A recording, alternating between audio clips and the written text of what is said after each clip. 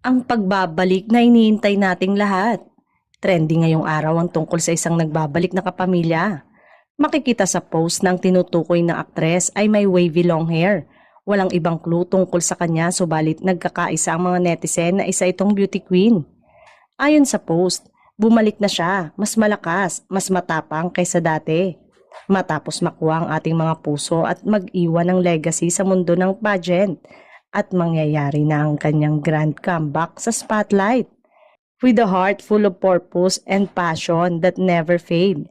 She's not just back, she's back with a vengeance.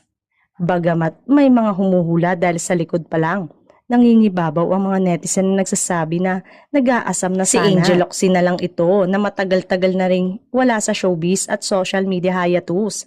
Pwede bang Angel Oxy na lang?